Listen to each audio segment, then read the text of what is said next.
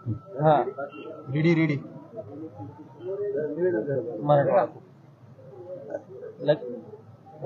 पाटील साहेब, आज उपोषणाचा तुमचा 8वा दिवस आहे. सरकारकडून काही तुम्हाला सूचना करण्यात आलेला आहे का? काय परिस्थिती? सर्व पत्रकार बांधवांना नमस्कार. आज अत्यंत आपण तातडीने यासाठी पत्रकार परिषदेच्या माध्यमातून मराठा समाजाच्या राज्यात समोर आलोय. मराठा समाजाला आज तातडीची विनंती आहे. हे 10वी 12वीच्या परीक्षा सुरू आहेत. हे लेकरं आपले विद्यार्थी आहेत, त्यांचं भविष्य ते आजमावत आहेत. कुठं आपण आंदोलन राज्यभर करताय, आंदोलन सुरू आहे, त्या माध्यमातून माझी एक विनंती आहे, आपण शांततेत आंदोलन करावं, परंतु कुठल्याही विद्यार्थ्यांना परीक्षापासून मुक्त आलं नाही पाहिजे, त्यांची गैरसोय नाही झाली पाहिजे. ते वाहनं त्यांचे ताबडतोबीनं स्वतः मराठ्यांच्या पोरानं पुढे होऊन ते वाहनं सोडून त्यांना त्यांच्या परीक्षेच्या केंद्रापर्यंत प्रत्येक विद्यार्थ्याला जाता आला पाहिजे. तो सुखरूप घरापर्यंत गेला पाहिजे आणि त्याच्या केंद्रापर्यंत सुद्धा गेला पाहिजे, याची काळजी राज्यातील सर्व मराठा बांधवांनी घ्यायची. कारण ह्या 10वी 12वीच्या परीक्षा सुरू होत आहेत आणि हेच उद्याचं आपलं देशाचं राज्याचं भविष्य आहे. विद्यार्थी यांना परीक्षेला जाताना येताना कसलाही त्रास नाही झाला पाहिजे, याची पूर्ण खबरदारी स्वतः मराठा समाजानं पुढे होऊन घ्यायची आणि कुठलीही त्यांना अडचण आली नाही पाहिजे, याची पण काळजी घ्यायची.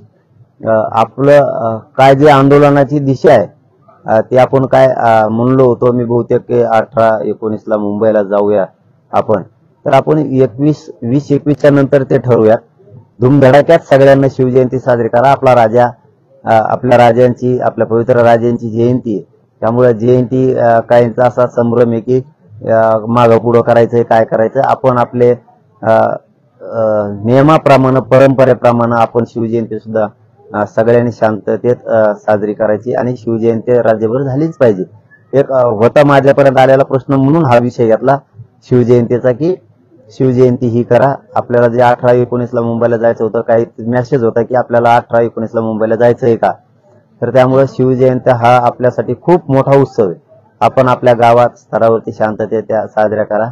मुंबईला जाण्यामुळे कन्फ्यूज होते, असं मला सांगायचं की कसं काय करायचं. तर आता आपलं ते मुंबई जायचं ठरलेलं नाहीये.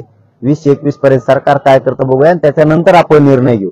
त्यामुळे शिवजयंतीलाही कोणाचे काही गैरसमज असण्याचं कारण नाही. आणि मूळ प्रश्न, विद्यार्थ्यांच्या परीक्षा सुरू होत आहेत 10वी 12वीच्या, त्यांना कसलीही अडचण कोणत्याही मराठ्यांच्या आंदोलकाकडून येऊ देऊ नका, त्याची गैरसोय होऊ देऊ नका. त्याच्या मदतीला तुम्ही स्वतः जा, त्यांच्या गाड्या काढून द्या, त्यांचं कुठेही अडचण नाही आली पाहिजे, याची पुरी खबरदारी महाराष्ट्रातल्या मराठा समाजाने घ्यायची. राज्यभरात बस बंद आहे. उस्मानाबाद, नांदेड, हिंगोली इथं आंदोलन झाले, हिंगोलीमध्ये जाळपोळ पण झाली. तुम्ही 2-3 दिवस उपचार घेत होते म्हणून त्याचा रोष व्यक्त केला गेला होता. तर त्या अनुषंगानं आता तुमचं आज आव्हान काय आहे? मराठा समाजाने शांततेत आंदोलन करायचे हे पहिल्यापासून आजच नाही. शांततेत का बरं इतक्या ताकदीनं करायचे ना, की आपली संख्या बघूनच पायाखालची माती सरकारली पाहिजे, इतक्या शांततेनंच एकत्र यायचं. आणि मराठा ते आता कामाला लागलेला आहे. मराठा समाज आता आमच्या हातात कामं बी नाही राहिले, आमच्या शेतीचे कामं उकारले. आता आम्ही आमच्या पोरासाठी दंड थोपाटलेले जात. कसं काय सगळ्या सोयऱ्यांची अंमलबजावणी होत नाही हे समाजाला बघणार आहे. फक्त माझी एकच विनंती, तुम्ही आंदोलन करत असताना सगळी काळजी घ्यायची. आपल्यात घुसून कोण जाळपोळ करतंय, काय करतंय, ही सगळी काळजी घ्यायची. आणि विशेष म्हणजे आताची तातडीची पत्रकार परिषद खरी या विषयासाठी, विद्यार्थ्यांच्या परीक्षा येत आहेत, ते राज्याचे देशाचे भविष्य उद्या, त्यांना अडचणी नाही कोणत्या आल्या पाहिजे, त्यांना कोणतं त्यांचं वाहन नाही थांबलं पाहिजे, त्यांची गैरसोय नाही झाली पाहिजे. पेपरला जाण्यापासून सगळे आपण आपल्या केंद्रापर्यंत परीक्षेपर्यंत गेले पाहिजेत, याची पुरी खबरदारी मराठ्यांच्या माणसानं स्वतःहून पोरांनी घ्यायची. स्वतःहून त्यांना कसलीच अडचण पेपरला परीक्षेला जाताना आली नाही पाहिजे, याची काळजी घ्या. ही तुम्हाला माझे हात जोडून समाजाला विनंती. 20-21 नंतर आंदोलनाची दिशा ठरवूयात असं तुम्ही म्हणाले. पण आता 1-2 दिवस 3 दिवस कुठलंही आंदोलन करू नका असं तुम्ही आवाहन करणार नाहीत का? रस्ता रोको असेल किंवा इतर समाजानं लोकशाही मार्गाने करावेत, त्याबद्दल दुमत नाहीये. शांततेत किंवा करू पण नाही. 20-21च्या नंतर आपण ठरवणार आहे आता काय करायचे, एक विचारानंच होणार आहे सगळ्यांचं. 20-21ला हे आपली अंमलबजावणी करतात का सगळ्या सोयऱ्यांची, त्यानंतर ठासून आहे ना, तिथं काय लपून थोडंच आहे, ठासून आंदोलन करू. फक्त माझ्या समोरचा प्रश्न आहे, तोच माझ्या समाजासमोरचा प्रश्न आहे, राज्यासमोरचा प्रश्न आहे की विद्यार्थ्यांच्या परीक्षेत आंदोलन करीत असताना त्यांची मात्र गैरसोय नाही झाली पाहिजे, त्यांच्यात भीतीचं वातावरण पाहिजे नाही विद्यार्थ्यांना असं वाटलं पाहिजे आंदोलन कुठं सुरू आहे, काय आहे, आम्हाला काही बाधा झाली नाही, आम्ही सुखरूप आमच्या परीक्षा केंद्रापर्यंत गेलो, पेपर दिला, सुखरूप घरी सुद्धा गेलो. ते मोकळ्या मनानं हसत खेळत परीक्षापर्यंत आले पाहिजेत, कारण ते उद्याचं भविष्य आहे, त्यांचे उद्या परीक्षा सुरू होत आहेत. त्यामुळे कसला त्रास मराठा समाजाकडून झाला नाही पाहिजे. मराठा समाज स्वतःहून पुढे व्हा आणि त्यांच्या अडचणी दूर करा. विद्यार्थ्यांची आंदोलनाच्या बाबतची दिशा आपण 20-21 ला ते काय करतात बघूयात, समोर ठरवू, त्यानंतर आंदोलन सुरू करू. वाटलं तर थांबवा. सरकारच्या वतीनं काल मंगेश होते येऊन तुम्हाला भेटले होते. 20 तारखेच्या दिवशी अधिवेशनात जे काही मांडणार आहेत त्या संदर्भातले पत्र तुमच्याकडे देणार होते, तुम्हाला वाचायला पण देणार होते. ते पत्र आलं का, काय नेमकं त्या संदर्भात चर्चा झाली, त्या पत्राचा आशय काय त्यावरून? नाही, पत्र नाही आलं, काहीच नाही आलं. ते येणार होते, घेऊन नाही आले. तेच सिस्टम म्हणलं, त्याच मागण्या तेच चालू आहे, त्यामुळे ते आले नाहीत. येतील आंदोलक म्हणून आशा करणं काम आहे, पण अंमलबजावणीशिवाय आंदोलन आता थांबत नाही. माझा उपोषणाचा 8वा दिवस आहे. माझ्या मायबाप समाजासाठी मी उपचार सुद्धा घ्यायला सुरू केलेले आहेत, परंतु ज्याची नोंद सापडली नाही त्याच्यासाठी सगळ्या सोयऱ्यांचा कायदा आहे. कुणबी नोंदी ज्याच्या सापडल्या नाही त्या मराठ्यांसाठी सगळ्या सोयऱ्या, त्याची अंमलबजावणी पाहिजे. मग काय व्हायचं असेल ते होईल, पण त्या सगळ्या सोयऱ्यांची अंमलबजावणी केल्याशिवाय आम्ही थांबत. अधिवेशनाच्या निमित्तानं तुम्ही कुठल्या गोष्टी सांगितल्या की या गोष्टीचं क्लिअर झालं पाहिजे, त्याबद्दल चर्चा काय झाली, त्याबद्दल तर मसुदा नेमकं लोकांच्या समोर अजून आला नाही. मराठा समाज मुंबईला गेला, सगळ्या सोयऱ्यांचा अधिसूचना अध्यादेश घेऊन आलाय. पहिली प्रक्रिया मराठ्यांनी पार पाडली, मराठ्यांना पहिले यस्तीत आलं. आता आंदोलन यासाठी की त्या अधिसूचना काढली, अध्यादेश काढला, मुंबईला मराठी गेल्याच्या नंतर त्याची अंमलबजावणी करा. दुसरं म्हणणं आहे, हैदराबादचं गॅजेट घ्या, बॉम्बे गव्हर्नमेंटचं पण घ्या, 1881 जनगणना पण घ्या, 1884 गॅजेट घ्या, बॉम्बे गव्हर्नमेंटचं गॅजेट घ्या. शिंदे समितीला 1 वर्षाची मुदत वाढ द्या, 3-3 महिन्याच्या टप्प्यानं का होईना पण 1 वर्षाचा तिला कालबद्धता काढा, तिच्यात तिला 1 वर्षाची मुदत वाढ द्या. गुन्हे महाराष्ट्रातल्या आंतरवालीसह आजपर्यंतचे सगळे राज्यातले मागावे याबाबत आपण त्यांना त्या दिवशी सांगितलेलं. सगळ्या सोयऱ्यांची अंमलबजावणी करताना आम्ही दिलेल्या व्याख्यासह तिची अंमलबजावणी होणं अत्यंत गरजेचं आहे आणि ती मात्र आम्ही आता मिळवणार आहे. आंदोलन त्यासाठी मुंबईला गेलो, अधिसूचना काढून आलो, ती मराठ्यांचं यश, आणि हे आंदोलन आता ते अंमलबजावणीसाठी, कारण मध्ये 15 दिवस प्रक्रियेला लागतो, ते त्यांना दिलेला त्यांच्या कायद्याच्या नियमाप्रमाणे. आता वेळ नाही आमच्याकडे. राज्य मागास आयोगानं अहवाल सादर केला, त्याच्यामध्ये मराठा समाजाला 10% आरक्षण मिळण्याची शक्यता आहे. आता ही टक्केवारी कशी काढली, विभागवार कसा त्यांनी याचं काय केलंय मला नाही सांगता, कारण कालच मागासवर्ग आयोगाचा अहवाल मुख्यमंत्री साहेबांना अधिकार आहे म्हणून त्यांनी तो स्वीकारला. आता मुख्यमंत्री साहेबांच्या माध्यमातून तो कॅबिनेट समोर जाणार आहे आणि तो मुख्यमंत्र्यांना अधिकार आहे कॅबिनेट समोर ठेवण्यात. आता मागासवर्ग आयोगानं मराठी किती टक्के मागास याच्यावरून त्यांनी केलंय, त्यांच्या मनाने 10% केलंय का ही काही गैरसमज माहित नाही, कारण त्याला कारणबद्ध आहेत. 16% 12-13% आले, 13% आता 10% आले. परंतु त्यात पडण्यापेक्षा गोरगरीब मराठा समाज ज्या 20-25 मराठ्यांना वाटत होता आम्हाला मराठा म्हणून पाहिजे, त्यांच्यासाठी गोरगरीब मराठा समाज लढलाय. मागासवर्ग आयोग याच आंदोलनामुळे गठीत झाला, याच गोरगरीब मराठ्यांमुळे, आणि तो अहवाल आलाय, तो एक कायदा बनल. तेही मराठ्यांनी नाकारलेलं नाहीये, त्यांनी ते घ्यावं. आणि हे आंदोलन मूळ ओबीसी आरक्षणासाठी उभा राहिलेलं आहे. मराठ्यांना ओबीसीतून आरक्षण पाहिजे.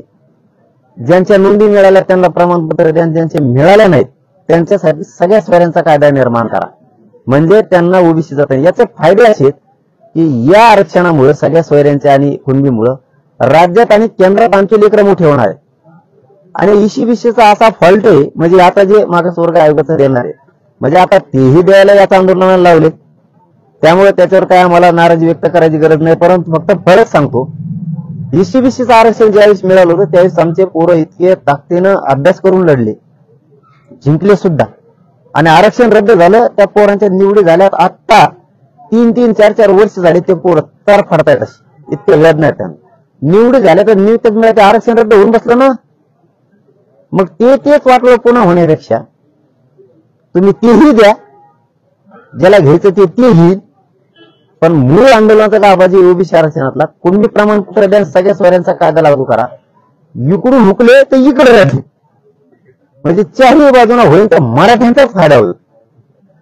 याच्यासाठी आंदोलन. त्यामुळे सगळ्या सोयऱ्यांच्या कायद्याच्या अंमलबजावणी पाहिजे म्हणजे पाहिजे. आंदोलन त्यासाठी उभा आहे. उद्या जर या मागासवर्ग आयोगाने दिलेला अहवालात दगाफटका मराठ्यांच्या पोराशी झाला तर पुन्हा त्या पोरांना फाशी घ्यायची वेळ येईल. हे 4-2 जे 5-25 जण आहेत ना, यांचं हट्ट आहे आम्हाला मराठा म्हणून पाहिजे. अरे मराठा आपणच आहे, कुणबी म्हणजे शेतकरी. जुने आपले लोक कुणबी म्हणत होती शेतीला, अडाणी माणसं होती ती. शेतकरी आपण, मराठी आपणच. पण हाय तो हट्ट तर घे, आता काय करतो तुला ती. पण सगळ्या सोयऱ्यांची अंमलबजावणी पाहिजे म्हणजे पाहिजे. शिवनेरीवरती शासकीय कार्यक्रम आहे. आयोगाने ज्या शिफारसी केल्या होत्या त्यात पहिल्या आयोगाने 16%, त्याच्यानंतर दुसऱ्या आयोगाने 13% आणि शिक्षणामध्ये 14.5% असं आरक्षणाची घोषणा केली होती, पण ते काही पुढे मार्गी लागली. आता या आयोगानं 10% शिफारस केलेली आहे. त्यावर तुमचं काय म्हणणं आहे, किंवा हे अन्यायकारक आहे आणि यामध्ये मंत्रिमंडळानं, मुख्यमंत्री सरकारनं यात आणखी काही वाढ करून या संदर्भाचा निर्णय घ्यावा, पुन्हा रोष निर्माण होऊ नये म्हणून. आणि तुम्ही अन्यायकारक म्हणताय, 75 वर्षात मराठ्यांना न्याय झालाच कावा? मराठ्यांच्या बाजून न्याय 75 वर्ष सत्ता आहे.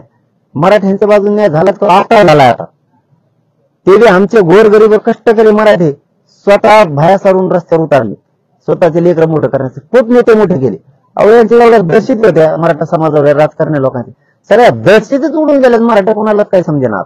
कारण त्याचं कारण बी तसं आहे. तुम्ही 70 वर्ष अन्य सहन करणं, सगळ्यात मोठा समाज देशातला हे असं 70-75 वर्ष यांनी अन्य सहन केला. आता नाही करू शकत. ते आमच्या हक्काचं आरक्षण आहे, ते आम्ही मिळवणार आहे, त्यासाठी आम्ही पुढे आलोय. आता आमचा खरा आम्ही काढल्यामुळं, आमच्याच लोक राहिल्यामुळे आम्हाला न्याय मिळाला. आता तुमच्या लढण्यालाच न्याय मिळतोय, पण शिफारस जर 10% असेल तर ती अन्यायकारक असू शकते का? आणि पुढच्या काळात ते आंदोलन उभं राहू नये, जसं आता धनगर समाजाचं आहे, मुस्लिम समाजाचं आहे, सगळ्यांचं जसं आंदोलन, तसं पुढच्या काळात मराठ्यांना पुन्हा आंदोलन करण्याची वेळ येऊ नये म्हणून तुम्ही काही सरकारला विनंती करणार आहात, आवाहन करणार आहात की या चर्चेमध्ये, कॅबिनेटमध्ये हा आकडा वाढून ठेवावा, जो पूर्वी 16%, 13%, 16%. अहो ते घेणारच किती जण आहेत? आम्हाला ओबीसीतून मागणी आमची, ते घेणारे किती 20-25 जण आहेत. ती त्यांचे बी कोणीच दाखले, पण त्यांनी ताकदीच्या सत्तेच्या जोरात दाबून ठेवले काळावर त्यांच्या माथेराकडे. अरे कोणी म्हणजे शेतकरी बाबा, तुला जर शेतीत एवढा राग येतो, विकून टाकून चंद्र राहिलाय ना. त्याच्यात पाहिला जे क्षेत्रीय मराठी आम्हीच लढणारे, शेतीत कष्ट करणारे आम्हीच. फक्त त्याला कुणबी नाव होतं पूर्वीच. आता 10% कसं दिलं याची वर्गवारी आपण आता नाही करू शकत. जर आपल्याला अभ्यासपूर्ण बोलायला ठरलं आता नाही करू शकत, कारण तो अहवाल आता मुख्यमंत्री साहेबांना स्वीकारला. तो कॅबिनेट समोर ठेवण्याचा अधिकार मुख्यमंत्री साहेबांना. त्याच्यानंतर लक्षात येईल की खरी बाजू काय आहे. त्यामुळे ते देतील, ज्यांना घ्यायचं ते घेतील. ती काय जोर जबरदस्ती नाही. कुणबीचं ज्याला घ्यायचं त्याला ते घेईल, जोर जबरदस्ती नाही. फक्त मूळ आत्मा आरक्षणाचा हे कुणबी प्रमाणपत्र सगळ्या मराठ्यांना द्या ओबीसीतून, आणि ज्यांच्या नोंदी सापडल्या नाहीत त्यांच्यासाठी सगळ्या सोयऱ्यांचा कायदा करून, ज्या मराठ्यांची नोंद सापडली त्याच नोंदीच्या आधारावर त्याच्या सोयऱ्याला सुद्धा कुणबी प्रमाणपत्र द्या, ही मूळ मागणी. त्याच्यासाठी आंदोलन आहे. सगळ्या सोयऱ्याची अंमलबजावणी करावीच लागणार आहे. सरकारला जर वाटत असलं ना, ज्यांच्या नोंदी मिळाल्या त्यांना आम्ही कुणबी प्रमाणपत्र दिले, आणि आता ज्यांच्या मिळाल्या नाहीत त्यांसाठी मागासवर्ग आयोगाचा अहवाल घेतलाय, त्यांच्यासाठी हे आरक्षण ते आम्हाला मान्य नाही. मग तेही द्या, अहवाल स्वीकारून सगळ्या सोयऱ्यांच्या कायद्याची अंमलबजावणी करा, आणि नोंदी सापडल्याच्या नंतर तेही प्रमाणपत्र मराठ्यांचे द्या. चारही बाजूने मराठ्यांचा फायदा होईल. ज्याला जे आरक्षण घ्यायचं ते घेईल. आम्ही आमचं भाऊ कोणतं घ्यायचं. शिवनेरी किल्ल्यावरती दरवर्षीप्रमाणे यावर्षी देखील शिवजयंती मोठ्या उत्साहात साजरी केली आहे, शासकीय. मात्र तुमच्या आंदोलनाचा सरकारने कुठेतरी धसका दिला दिसतोय, आणि सभा, जो मुख्य सभा असते त्याचं ठिकाण बदललं, आणि तातडीने पुरातत्व खात्याने मंजुरी देखील दिली. आंदोलनाचा आणि माझ्या राजांच्या जयंतीचा काही अर्थार्थी संबंध नाही अजिबात. आंदोलन हा भाग वेगळा आहे. जयंती ही आमचं विश्वाचं दैवत आहे ते आमचं पवित्र स्थान आहे ते राजांचं. तिथं असले बंधनं फंधनं आता ते कोणी घातलेत मला माहित नाही. सरकारनं घातलेत का जिल्हा प्रशासनानं घातलेत, त्यांनी ते उठवायला पाहिजे. 5-6 संतीवर जाणार म्हणजे आमच्या देवाचं दर्शन आम्ही घ्यायचं नाही. लोक तिथं गेल्याच्या नंतर काय मिळतं जाणाराला माहिती, काय ऊर्जा मिळते. तुम्हाला बंदी घालणाराला काय माहित छत्रपती शिवाजी महाराज म्हणजे काय. त्यांना अशी भीती आहे की किमान कुणी त्या ठिकाणी विरोध होईल, मग कार्यक्रमात काही गोंधळ होईल. जयंतीला विरोध करणारे मराठी नाही तो, तुमचेच लोक येते मध्ये. मुख्यमंत्री दोन मुख्यमंत्री येणार आहेत. नाही, जयंती हा विषयच वेगळा आहे आणि आंदोलन हा विषयच वेगळा आहे. मराठ्यांना आता सगळं करायला लागले. राजकारण कुठं करायचं कुठं नाही करायचं, आणि हे राजकारण कुठं करतात आपल्या. याने राजकारण फक्त त्यांच्या अंगावर गुलाल करून मोठं होण्यासाठी केलं, आमचं वाटवं करायचं. आता मराठ्याच्या ध्यानात आलं यांना आपण मोठं केलं, हे आपलंच वाटवं करायला लागले. मग लोकांपुढे हात पसरण्यापेक्षा आपले लेकरं मोठे करा ना. कोणापुढे हात पसरायची गरज नाही, नेत्याची फेटायची काय गरज आहे कोणत्या जातीपेक्षा, काय कोणत्या पक्षाला नेत्याला म्हणायची गरज आहे. आणि आता नाही मराठ्यावर दहशत राहील, ते पहिलं होतं. तो ऊस नेणार नाही, तो कापूस नेणार नाही, तो टोकरावर बसून ऊस न्यायला होते लोक. आता तो कसा ऊस येत नाही, तो कापूस येत नाही, ते दिवस संपले. आता कोण कोण मराठ्याला इथून पुढे अन्याय करता बघतोच ना आम्ही काय लिहितो करा. बघत आता मराठ्यावर कसा अन्याय होतो महाराष्ट्रात. तुम्ही कुठं शिवजयंती साजरी करणार आहात, कशी साजरी करणार? ते आता मला शासनाशी बोलून ठरवावं लागणार, कारण मला जायचं जयंतीला. पण मी उपोषणात सकट मी जाऊ शकतो का असं मी प्रशासनाला विचारणार आहे. प्रशासनाला म्हणतो ते जर म्हणलं असंच जातं मी अँब्युलन्स मध्ये बसून जाणार आहे. पण ते मी आज विचारणार आहे, मी बोलून घेणार आहे त्यांना. नाही काय बघा, राजा आहे, मी कुठे का जाय नाही. पण मला राजाच्या ठिकाणी जाऊन जयंती साजरी करायची, मी काही लोकांना बोललेलं येईल म्हणून. ते जर म्हणले उपोषणात जाता येते तर मी असंच उपोषणात जाणार. उपोषण करीत माघारी येणार. म्हणजे तुम्ही या वेळेला तयार आहात की उद्या जयंतीला अँब्युलन्स मध्ये शिवनेरी किंवा आणखी कुठेतरी जाऊन तुम्ही दर्शन घेऊ शकता? अनेक वेळी दिलेल्या आहेत काही ठिकाणं. तर जर प्रशासन असेल करता येत असेल तर मला माहित नाही त्यातलं, कारण उपोषण सुरू असताना जाता येत नाही कुठंच. ही एक पहिला नियम आहे, कुठे जाताच येत नाही. तुमचं आंदोलन सुरू उपोषण जाताच येत नाही. पण त्याच्यात काही सुलभ प्रक्रिया असली की 1 दिवसासाठी या जाऊन तुम्ही उपोषण, तुमचं गाडी सुरू राहता, अँब्युलन्स रेडी खुली कालपासून. आणि राजापेक्षा मोठं काय आपल्याला. तुम्ही प्रशासनाने परवानगी दिली तर असं तुम्ही सांगताय, पण यापूर्वी या आंदोलनामध्ये बसण्यासाठी किंवा तुम्ही औषधोपचार घेण्यासाठी किंवा इतर सुरक्षेवर कुठल्या संदर्भात सुद्धा प्रशासनाला कुठल्या गोष्टी विचारलेल्या नाही. आता या संदर्भात काय विचारणार? उपोषण सुरू आहे ना, त्यावेळेस उपोषण सुरू नव्हतं ना, मग काहीच गरज आहे कोणाला. माझा मालक फक्त मराठा समाज आहे, 6 कोटी, बाकी मालक पालक नाही कोणी. त्यामुळं हे आता उपोषण सुरू आहे ना, ही प्रक्रिया आहे ना सुरू, बंद नाही आहे ना.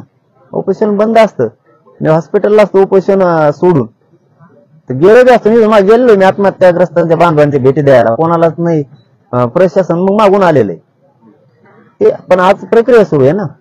प्रशासनाला परवानगी दिली तुम्ही स्वतःच कळत असेल ना काय शारीरिक स्थिती आहे. नाही ते काय हो, वाटतं का जाणं सगळ्यांना? नाही ते काय हो, ते काय हो. आणखी इकडे ठराना तर तुमचं लगेच पुढे दुरण सुरू झालं.